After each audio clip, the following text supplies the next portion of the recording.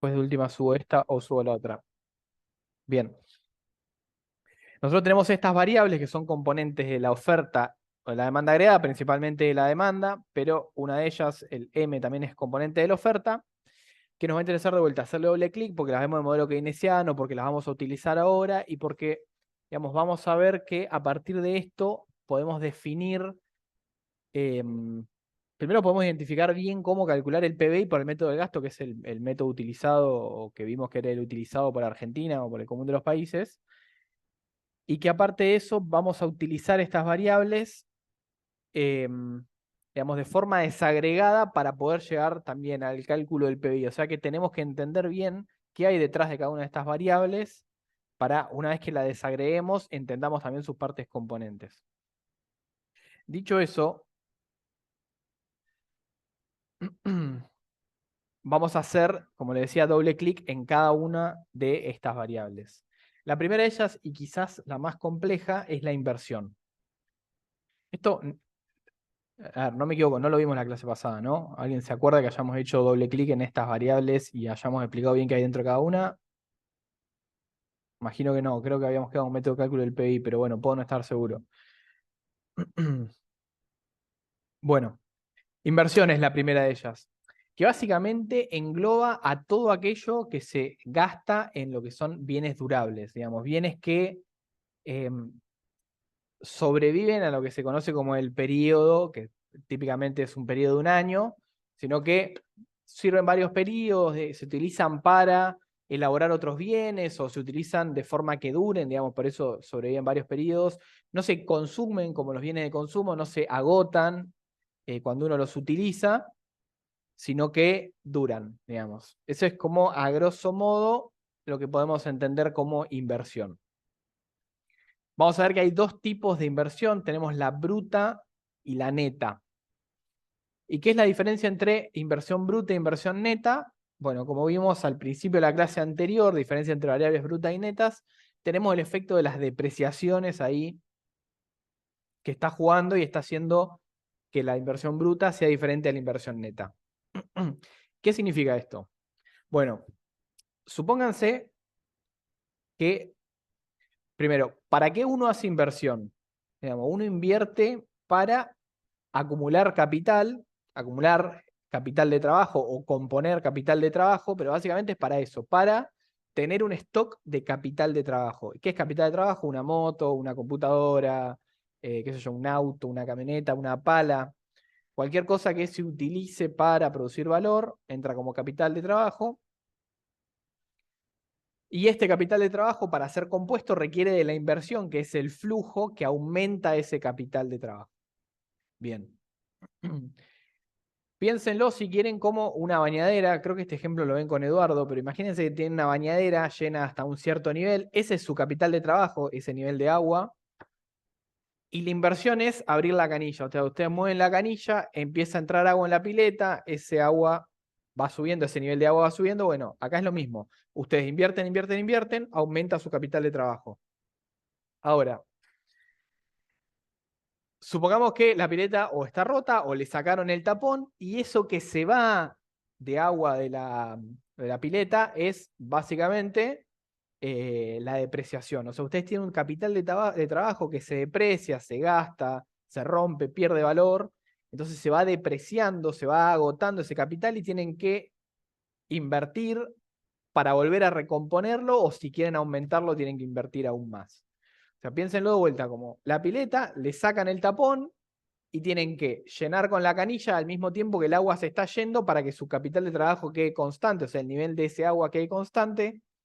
Si la canilla mete más agua de la que se está yendo por el drenaje, ese nivel de capital sube, o sea, si invierten de forma bruta más de lo que se está depreciando su capital, van a tener un aumento en la cantidad de capital, y si invierten menos, el capital va a ir cayendo. ¿Se va entendiendo hasta acá? O sea, van a tener cada vez, a medida que va bajando esa pileta, menos capital con el que laburar. O sea que la inversión básicamente nos permite aumentar nuestra cantidad de capital siempre y cuando esa inversión sea mayor a las depreciaciones. Si la inversión bruta es menor a las depreciaciones, bueno, vamos a tener una desinversión porque se va a estar depreciando mi capital un poco más de lo que yo invierto, entonces el stock de capital va a tender a ir bajando. Ahí el juego entre inversión bruta y neta, digamos. Si uno simplemente quiere mantener un cierto stock de capital, supónganse, creo que hicimos el mismo ejemplo de la clase pasada, laburan en Rappi, tienen una moto y no les interesa acrecentar su stock de capital, bueno, probablemente su nivel de inversión que mantenga el stock de capital es arreglar la moto y que esté 10 puntos para poder laburar. Invertir más que eso sería aumentar su stock de capital, invertir menos que eso sería permitir que la moto se vaya rompiendo y que se caiga su stock de capital. Entonces, obviamente, cada vez sean menos productivos. Bien, eso por un lado los dos tipos de inversión, bruta y neta. Neta tiene que ver con que es netamente lo que va a crecer su capital, digamos, su stock de capital. Uno invierte una torta de guita, todo esto lo invirtió, pero se va en depreciaciones y lo que le queda es lo neto, lo que va a hacer que crezca su capital. Eso por un lado. Y después tenemos otros, digamos, dos componentes dentro de la inversión. Un componente que es el más común, que es lo que se llama la inversión fija, que es lo destinado a maquinarias, equipos durables y toda aquella inversión más bien un poquito más planeada, podemos decirle, pero la que está, digamos, realizada pura y dura en bienes durables. Y existe también otro tipo de inversión que puede no ser en bienes durables, sino que se hace, digamos, en bienes que son de consumo, pero que es inversión de stocks. Digamos. Supónganse que ustedes tienen una fábrica y dicen, che, mirá, yo quiero producir un poco más y acumular un stock porque tengo fluctuaciones en las ventas, lo que sea, bla, bla, bla. Bueno, esa acumulación de stocks, que al fin y al cabo son bienes que se producen pero que no se venden, por ejemplo, cuenta como inversión variable, porque no es en bienes durables, digamos, no es una inversión. Si vemos los bienes que en los que se está invirtiendo, no son típicamente bienes que se utilicen para inversión, pero el hecho de que los estás estoqueando hoy para venderlos mañana hace que clasifiquen como inversión.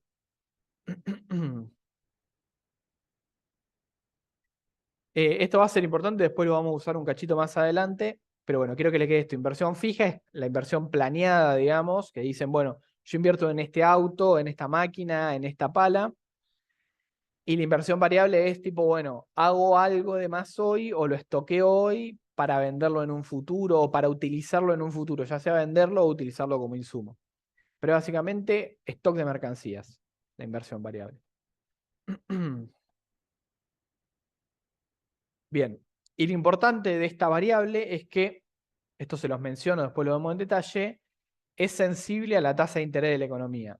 Esto creo que algo vimos, pero a la tasa de interés y al nivel de actividad es sensible a varias cosas. Típicamente vamos a ver solamente que es sensible a la tasa de interés, porque obviamente la inversión, o típicamente, mejor dicho, la inversión se financia pidiendo prestado dinero, entonces la tasa de interés me determina cuánto me va a costar hacer esa inversión, porque yo tengo que pedir dinero para hacer la inversión. Entonces, si la tasa de interés es muy alta, me es más caro pedir plata para hacer la inversión.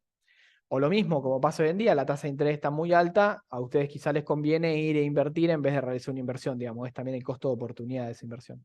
Si ya tienen la plata, la pueden invertir a plazo fijo y no ir a hacer una inversión productiva, ¿no? Bien.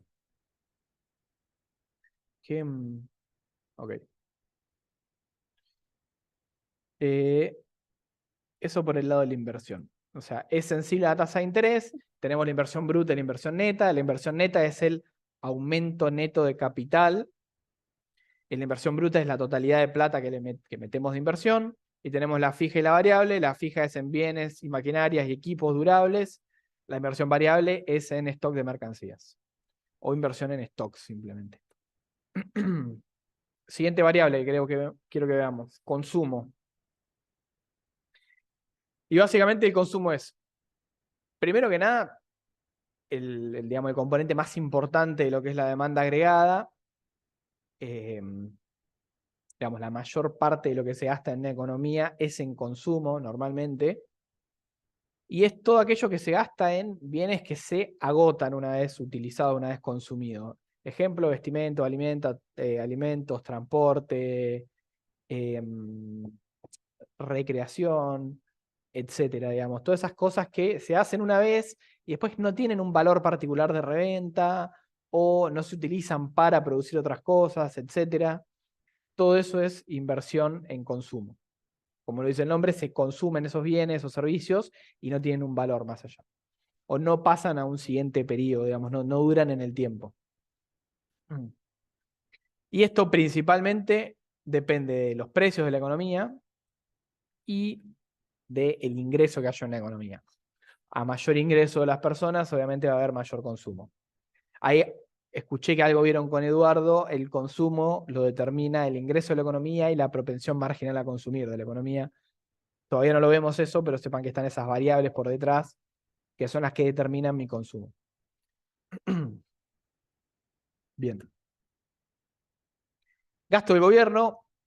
Esto es básicamente todos los gastos que hace el gobierno, ya sea en consumo, en inversión, pagando salarios, lo que sea. Son todos los gastos en los que incurre el gobierno. El gobierno puede, digamos, y no estaría contemplado dentro de una inversión, pero el gobierno puede invertir, puede hacer una carretera, puede lo que sea, invertir en bienes durables, o puede invertir en consumo, bienes para, digamos, el mismo desarrollo de la actividad del gobierno, que yo comprar cuadernos, comprar hoja de papel para imprimir cosas, lo que sea. Digamos, esos gastos los realiza el gobierno y también, digamos, tiene gastos de salarios a sus empleados. ¿De qué depende? Bueno, lo vamos a ver que es exógeno normalmente, o sea, depende de decisiones de política. No hay una manera de determinar cuál es el gasto del gobierno. Típicamente crece con la actividad en la economía, pero no vamos a dejarlo como que es exógeno simplemente porque depende del sistema económico en el que nos metamos, si crece o no crece, etc.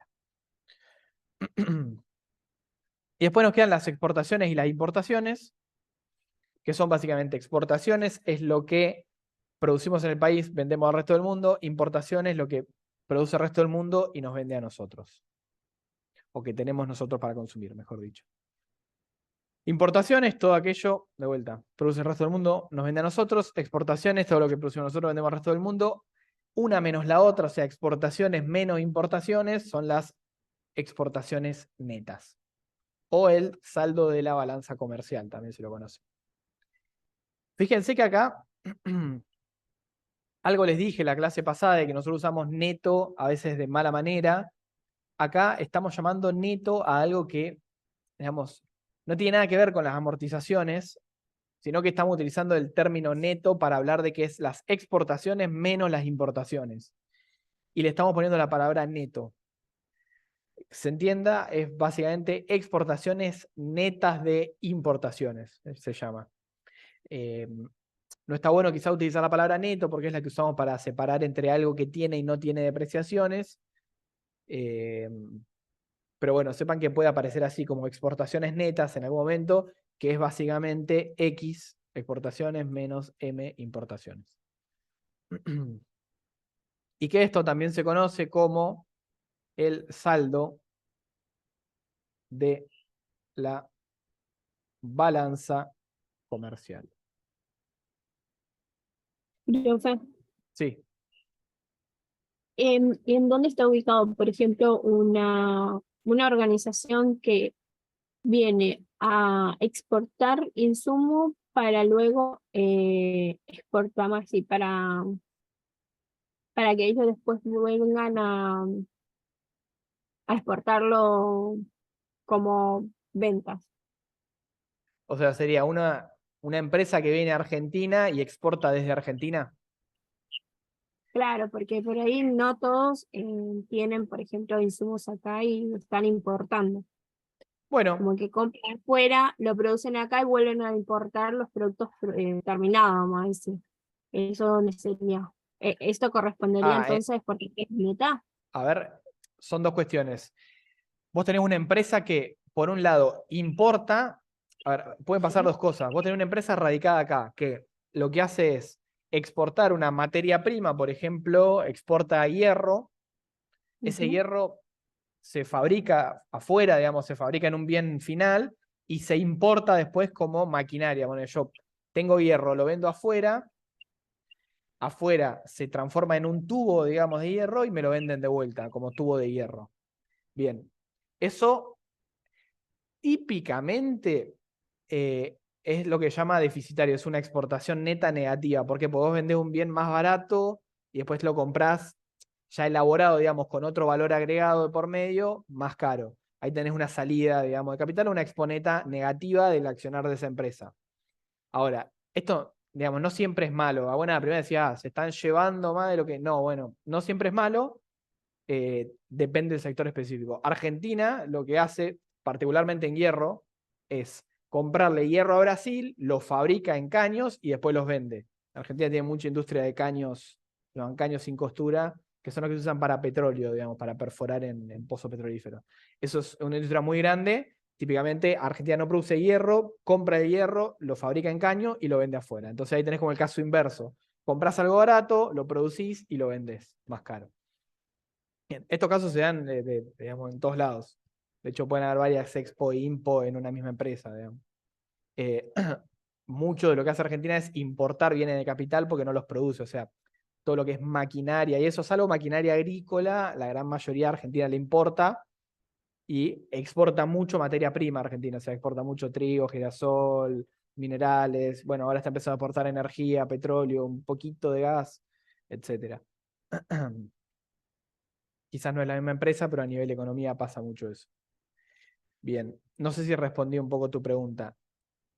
Ahora vamos a ver, digamos, esto a grosso modo, dónde se ubican las cuentas. Ahora podemos ir un poco más en detalle y vemos, porque después vamos a ver que vamos a utilizar ciertos casos para ver un desagregado de qué pasa o cómo identificamos mejor qué efecto genera una empresa extranjera en Argentina, qué hace esa operatoria. Pero hasta acá terminamos con lo que son las variables más agregadas de la economía. Bien. Ahora lo que me interesa que veamos es que partiendo de esto que vimos, sepamos identificar distintas desagregaciones de lo que es el PBI para poder llegar a variables que nos interesa poder encontrar dentro de una economía. Por ejemplo, lo que nos va a interesar es hacer todo el caminito de cómo pasamos de lo que es el PBI de la economía, esta variable agregada de todos los bienes y servicios finales que se producen en una economía, a el ingreso disponible de las personas, que es básicamente la plata de bolsillo con la que cuentan las familias argentinas para realizar consumo y ahorro, digamos. Entendiendo que son las dos cosas que hace la familia, o consumen sus ingresos o los ahorran. Bien. Estas dos cosas no son lo mismo, digamos. El PBI es una cosa, el ingreso que tiene la familia de bolsillo es otra, y en el medio hay un montón de variables que nos puede interesar medir, y que ahora la idea es que veamos cómo se hace esa desagregación, qué cosas le vamos sacando y metiendo al PBI para poder a partir del PBI obtener ese ingreso de las familias. Y vamos a ver cómo en esto juega la existencia o no de un sector público y la existencia o no de un sector externo, digamos. Esta desagregación que vamos a hacer no es lo mismo si existe o no un sector público y si existe o no un sector externo. Porque vamos a ver que incorporan, digamos, distintos efectos que me terminan afectando al camino que yo tengo que seguir, desarmando esta variable, este PBI, desarmándolo para llegar a la renta disponible, al ingreso disponible. Bien. Esto, digamos, quiero que lo veamos porque después estos conceptos que vamos a ver se retoman en la práctica para después poder sacar digamos, poder hacer ejercicio de este estilo en el cual se les pide que calculen un PBI y después utilicen ese PBI en función de una serie de conceptos que se les van dando para llegar a la renta disponible, para llegar a el PBI a costo de factores, que es otra variable que vamos a ver ahora, o al Producto Nacional, etc. Bien. Vamos a primero decir que no hay sector público y no hay sector externo, digamos. Vamos a simplificar mucho las cosas y vamos a decir que el Producto Bruto Interno es igual al consumo más la inversión bruta. ¿Por qué solo consumo e inversión bruta? Piensen acá, sitúense método del gasto. El PBI es consumo más inversión bruta, más gasto, más exportaciones netas. O sea, X menos M. Ahora, si no hay sector externo, X y M no existe. Y si no hay sector público, G tampoco existe. Entonces, mi PBI me queda compuesto solo por el consumo y la inversión bruta. ¿Ok? Eso es lo primero que encontramos. Sin sector externo, sin sector público. PBI igual a consumo más inversión bruta. Ahora, si yo relajo este supuesto, sin sector público, voy a tener que el PBI es, déjenme que borro los rayones que hice, saco este supuesto, o sea, hay sector público y mi PBI le agrego la G, ¿no? Bien. Ahora, partiendo de esto, lo primero que hacemos es quitar amortizaciones y vamos a ese primer paso, esa primera variación del PBI, que es el PNI, el Producto Neto Interno, que es básicamente sacarle a la inversión bruta las depreciaciones, las amortizaciones, mejor dicho, y obtener la inversión neta. O sea que el Producto Neto Interno, en este caso, sería consumo más inversión neta. O lo que es lo mismo, tomamos el PBI, le sacamos las amortizaciones y eso es mi Producto Neto Interno, PNI. ¿Ok? PNI a qué? Está precio de mercado, pero dado que no hay sector público, si recuerdan, precio de mercado y costo de factores son dos, digamos, maneras de evaluar una variable cuando hay impuestos indirectos y subsidios. Ahora, si no hay sector público que cobre esos impuestos y no hay sector público que brinde esos subsidios, algo a costo de factores es lo mismo que algo a precio de mercado, digamos, porque no está esa diferencia, digamos, no hay subsidios que disminuyan el precio de mercado del bien y no hay impuestos que aumenten el precio de mercado del bien. Entonces, cualquier variable evaluada a costo de factores, si no existiera un sector público, equivale a la misma variable evaluada a precio de mercado. ¿Ok? Bien. Esto porque de vuelta dijimos no hay sector público. Ahora, ¿qué va a hacer el sector público y por qué me va a afectar? Bueno, porque el sector público juega un rol cobrando impuestos directos, que no los vamos a ver todavía, entran más adelante, que son los que se cobran sobre las personas y empresas, digamos, sobre las personas jurídicas y reales. Y por otro lado, cobrando impuestos indirectos, que son sobre transacciones. Ejemplo más común de esto, el IVA. El IVA es un impuesto indirecto, digamos. Está en una compra de un bien, no en una persona en sí, digamos. No es que me cobran a mí, Manuel, me cobran la venta o una compra que Manuel haga, por ejemplo. Y por otro lado, la otra gran función es realizar gastos. Gastos en consumo para funcionar, como ya lo vimos, en inversión, transferencias a las familias, digamos, jubilaciones, eh, asignaciones sociales, becas, lo que sea. Y después el gasto en sueldos, que es directamente para mantener el personal, digamos, administrativo del Estado. Y bueno, otras funciones que tome el Estado para la cual te va a pagar sueldo, ¿no? Fuerzas Armadas, sistema judicial, etc. Bien. Entonces, metiendo ahora el sector público, vamos a ver que ya no es lo mismo algo a precio de mercado que a costo de factores, y por lo tanto vamos a buscar cómo pasar de esa variable que tenía antes, que era el PNI a precio de mercado, a el mismo PNI, el mismo Producto Neto Interno a costo de factores. Bien. Y es básicamente tomando el PBI a precio de mercado y restando impuestos indirectos y sumando subsidios. O sea, yo tengo un monto de plata que corresponde a impuestos indirectos cobrados en la economía y tengo otro monto de plata que corresponde a subsidios a la producción brindados dentro de una economía. Acá, digamos, diferenciamos lo que es, quizás está mal usada la palabra, ¿no? O faltaría una precisión, pero acá cuando hablamos de subsidios, no hablamos de subsidios a la familia. Esto no es AUH, por ejemplo. Esto no es, creo que ni, no, AUH, dejemos el AUH que es el mejor ejemplo. Esto no es un AUH. Esto es algún subsidio a la producción, por ejemplo. Qué sé yo, yo tengo un campo, produzco trigo, viene el gobierno y me dice, che, hay sequía, está complicada la cosa, hagamos así, yo te subsidio 10 pesos por kilo de maíz que vos produzcas o por kilo de soja. Bueno, esos son los subsidios que me interesan acá, que son los que afectan, digamos, al fin y al cabo, el precio de venta final de un bien. Entran también cosas como los subsidios que se dieron durante la pandemia para mantener a los trabajadores en la empresa, eso creo que también afecta porque, digamos, al fin y al cabo reduce los costos de la empresa y le permite vender a un precio más bajo. Ahí se toca un poco porque en realidad se usó para mantener el empleo, pero bueno, se puede entender como un subsidio que lo que hace es bajar el precio de venta final de un bien.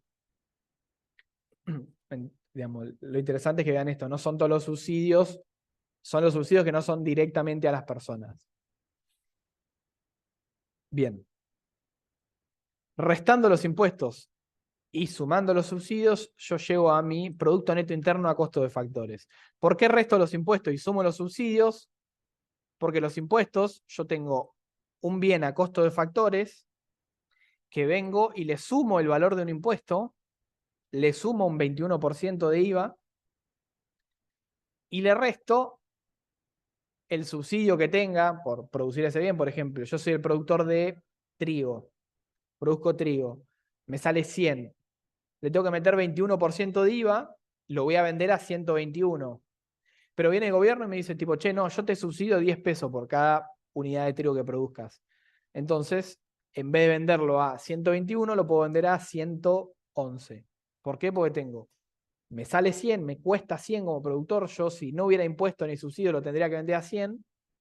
Pero como hay impuestos, lo tengo que vender un poco más caro y como hay subsidios, lo puedo bajar un poco. ¿Se entiende?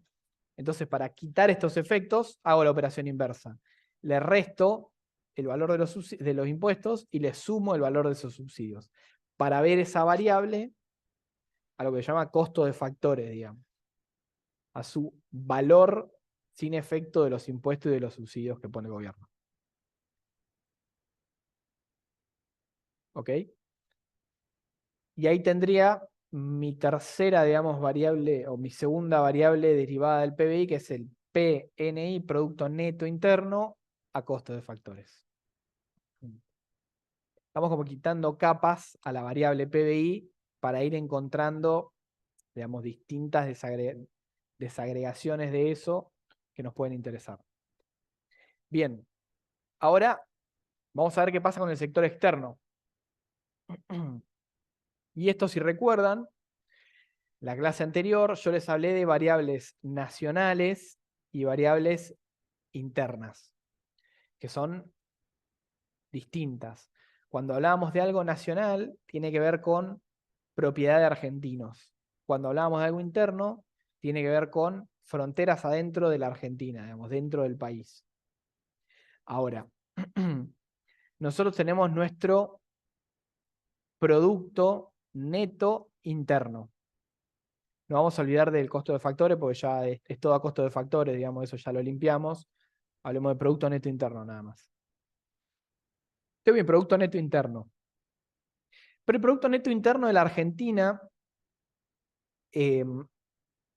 digamos, no puedo llegar directamente de ahí a hablar de un ingreso de las familias argentinas, porque una cosa es lo que pasa a fronteras adentro de la Argentina y otra cosa es que eso mismo se lo apropian argentinos.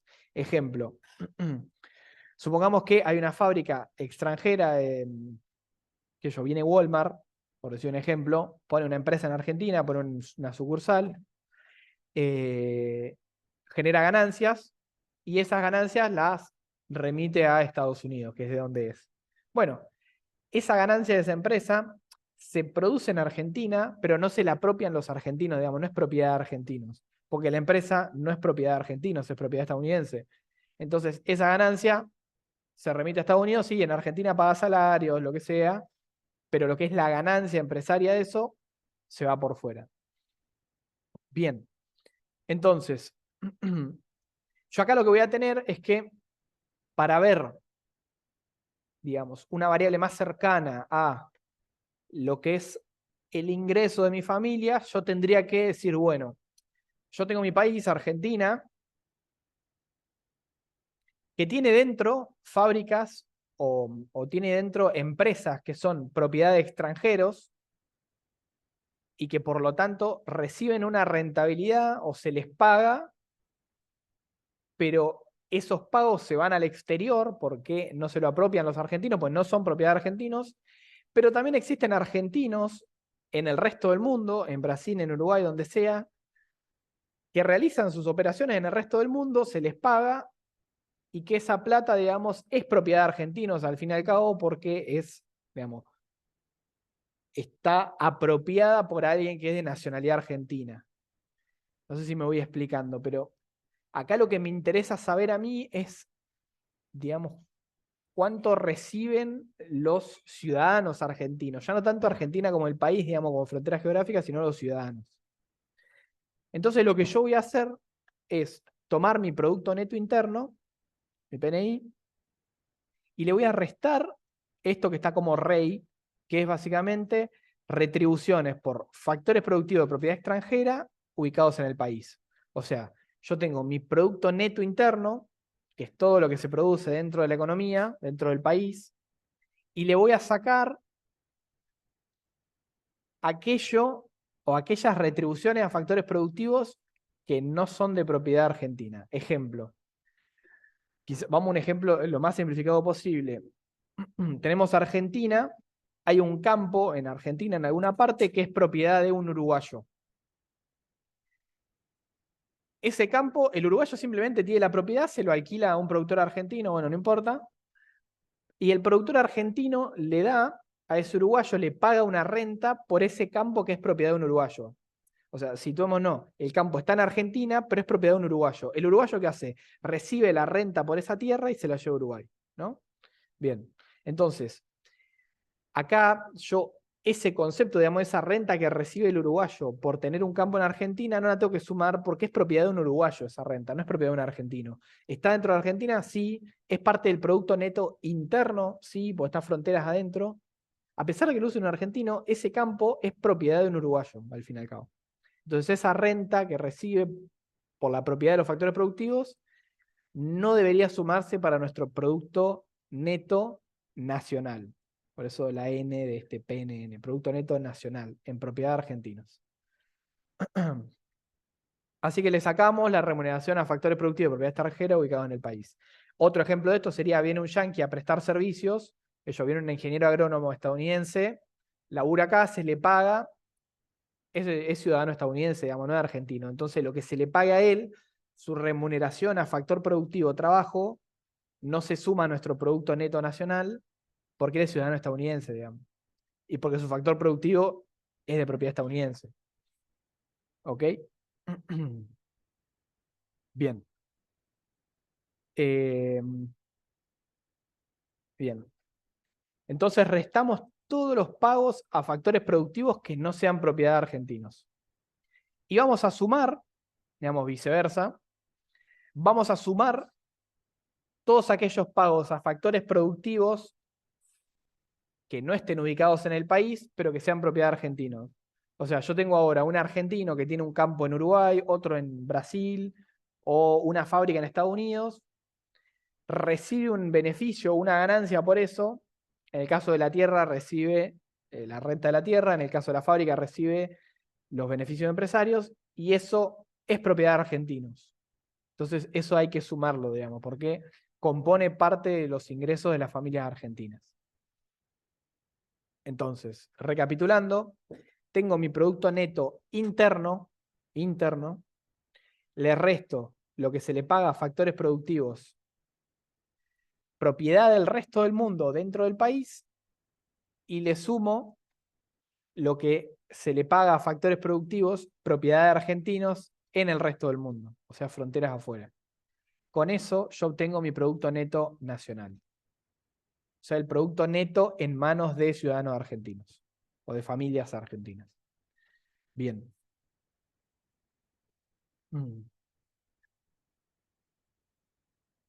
A partir de esto ya yo no tengo mayores problemas en cambiarle el nombre. Ya le vamos a dejar de llamar producto, vamos a pasar a llamarle ingreso. Recuerden, producto, ingreso, valor agregado son todas variables que están relacionadas a gasto. Entonces, en algunos conceptos son análogas. En este caso, le ponemos este nombre para que después se entienda que vamos del ingreso neto nacional a la renta nacional. Yo sé que parece medio magia, pero son equivalentes. Digamos, el Producto Neto Nacional es equivalente al ingreso neto nacional. Es lo que se apropian, mejor dicho, el producto en manos de argentinos es equivalente al ingreso en manos de argentinos por remuneración a sus factores productivos y va a ser equivalente al gasto en manos de argentinos, etc. Y con este ingreso neto nacional, yo lo primero que voy a hacer es restarle ciertas cosas para llegar al ingreso personal. No todavía al ingreso disponible, ahí me va a faltar un pasito más, sino que vamos a ir al ingreso personal, que sería el ingreso que perciben las familias. No de bolsillo todavía, pero es el que perciben las familias, el que se les paga a las familias. Y acá, ¿qué voy a hacer? Yo tengo el ingreso neto nacional y lo que voy a hacer es pensar, bueno, partiendo de este ingreso neto nacional, de la totalidad de la remuneración a factores productivos de propiedad nacional, ¿cómo llego al ingreso del cual disponen las familias? Bueno, tengo que pensar qué cosas aumentan el ingreso de las familias directamente y qué cosas disminuyen el ingreso de las familias, pero que pueden ser contenidas dentro de esto que es el ingreso neto nacional, el ingreso neto nacional. Y acá hay, digamos, a grosso modo, 4 categorías. Una suma, las otras 3 restan. La que suma son las transferencias a las personas. Que esto es básicamente, se cobran impuestos y esos impuestos después vuelven en forma de transferencias directas a las familias. Ejemplo, asignaciones universales por hijo. Ejemplo, becas que otorgue el Estado. Ejemplo, Plan Argentina Trabaja, etcétera, digamos. Ejemplo, bueno, jubilaciones. No se me ocurren más, pero bueno, jubilaciones es de hecho de los más grandes. Todas estas transferencias, sí. Perdón, Juan, habías dicho No, algo. claro, no. Podría ser pensiones también. También pensiones por Pero discapacidad, por veterano marina, por lo que sea, todas las pensiones entran acá adentro también. Son todo, todas, todo lo que sería los beneficios que otorga el gobierno sería. sí, más que beneficios son transferencias. Puede no ser un beneficio, puede ser simplemente una transferencia. Por eso metí becas también, ¿no? La beca está asociada a algo que no necesariamente es un beneficio, sino que tiene como una contraprestación. Pero bueno, sigue siendo una transferencia que da el Estado, o sea, es un envío de dinero que da el Estado. Todo eso, digamos, suma. Esto salió antes, digamos, por parte de esto salió cuando sacamos los impuestos directos, indirectos, mejor dicho, que se utilizaban. Que se utilizaban al principio, cuando hicimos la diferenciación entre precio de mercado y costo de factoría, ahí sacamos los impuestos. Bueno, esos impuestos tranquilamente se utilizan para financiar estas transferencias. Entonces, los sacamos en un momento, pero ahora una parte de eso vuelve a entrar acá porque no es parte de mi ingreso neto nacional, pero sí va a acrecentar el ingreso de las familias. Entonces lo tengo que meter, digamos. De vuelta, todo esto que es transferencia directa del Estado a las familias suma al ingreso personal, digamos, al ingreso que perciben las familias de la economía. Y lo que resta son todos conceptos que hacen a una remuneración a factor productivo, o sea, hacen al ingreso neto nacional, pero no terminan de llegar a las familias. Fíjense, el primero de ellos es beneficios no distribuidos de las empresas. Beneficios empresarios es un concepto de remuneración a factor productivo que compone el ingreso neto nacional, pero no llega a las familias porque es no distribuido, digamos. Acá, si no saben cómo funciona, una empresa, sociedad anónima, genera beneficios, dice, bueno, se junta con los accionistas, dice, che, tenemos tantos beneficios.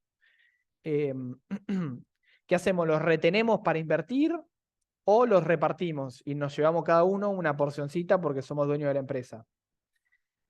Bueno, eso lo define la empresa y en función de qué haga, se cuentan o no se cuentan acá. Si la empresa define, che, no distribuyamos dividendos, O sea, no tomemos estos beneficios y se los demos a las personas que son, o a las familias que son propietarias de la empresa, dejémoslo dentro de la empresa, no suman al ingreso de las personas. Entonces hay que restarlos, digamos. Son beneficios que se generan, pero que no se distribuyen a las familias. Lo mismo los impuestos sobre esos beneficios. No se genera un beneficio y como se generó, viene el gobierno y dice, che, vos generaste tantos beneficios, te cobro un impuesto por esto. Esa porción se la lleva el Estado, no llega a las familias. Independientemente de que se distribuya o no, esa porción nunca llega a la familia, pues de vuelta la cobra el Estado. Y los aportes a la seguridad social, que son básicamente todo aquello que las familias, digamos, recibirían como ingreso, pero que no les llega, sino que se termina pagando como un aporte a la seguridad social, digamos, como un aporte para la jubilación. Y acá entra lo de las familias, que serían los aportes personales, o lo de las personas, que son los aportes personales, y después están los aportes patronales, digamos, que es lo que paga directamente la empresa. Al fin y al cabo, los dos son conceptos, son una manera de entender el pago por factor productivo, trabajo, que no termina de llegar a las familias. Entonces, de vuelta, tenemos que restarlo. Porque después las familias no lo disponen eso para consumir o ahorrar. Y me queda entonces que el ingreso personal de las familias es el ingreso neto nacional, menos los beneficios no distribuidos, menos los impuestos sobre esos beneficios, menos los aportes a la seguridad social, ya sea patronales o aportes personales, y sumadas las transferencias del Estado a las personas. Y ahí tengo el ingreso de las familias. Ahora, ¿es este ingreso personal el que se va en consumo y ahorro? No. Me falta un pasito más, que es básicamente los impuestos directos. Las familias perciben ingresos y en función de su nivel de ingresos, el gobierno les cobra una parte como impuestos directos. O sea, dicen, familia de Manuel Bocanera recibe tantos ingresos, o Manuel Bocanera personalmente recibe tantos ingresos, una parte se va en impuestos.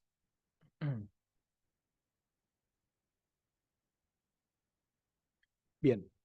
Y ahí sí, una vez que yo pagué mis impuestos personales, mis impuestos directos, yo tengo mi ingreso disponible, el cual, digamos, mi ingreso de bolsillo, el cual voy a gastar o en consumir o en ahorrar típicamente.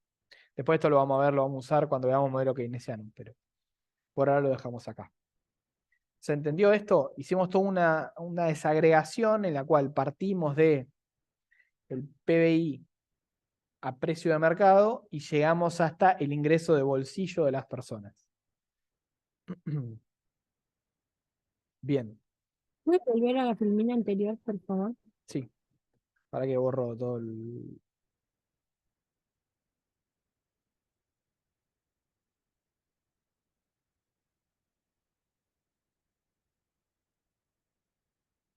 Bien. Avísame cuando termines, así paso. Ya está, gracias. De nada. Bien.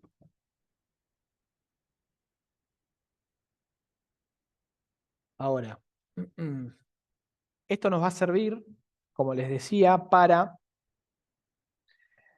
primero para poder componer o para poder, digamos, de cierta manera reconstruir el cálculo del PBI por el método del ingreso. Ahora vamos a ver cómo.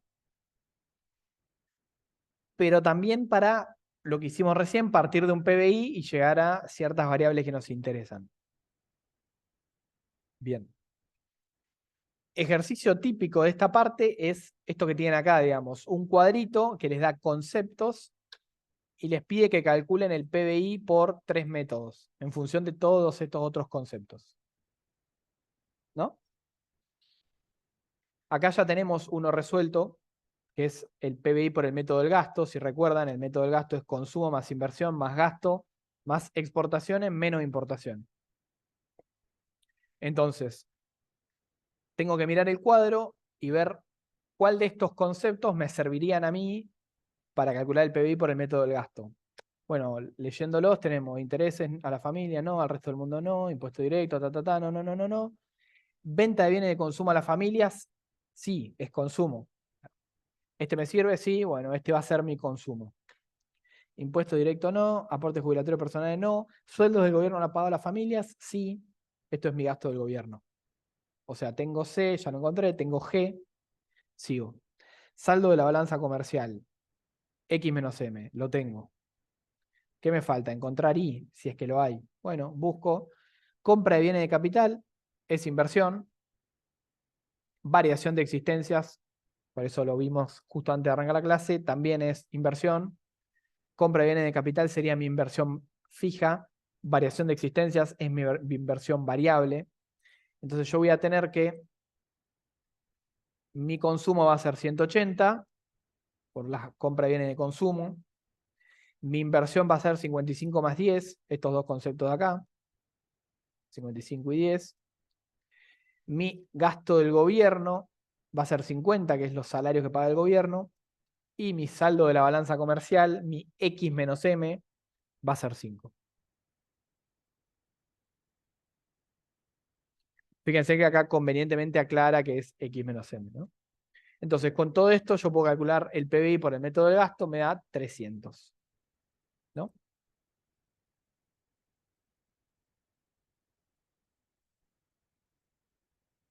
Bien. Ahora, vamos a ver el PBI por el método del... Olvídense del ingreso por ahora porque es el más complejo. Miremos el método del producto o el método del valor agregado. El método del valor agregado, si recuerdan, es ver cuál es el valor agregado generado en la economía, que es básicamente el valor bruto de producción o la producción total de las empresas de la economía menos los insumos utilizados. ¿No?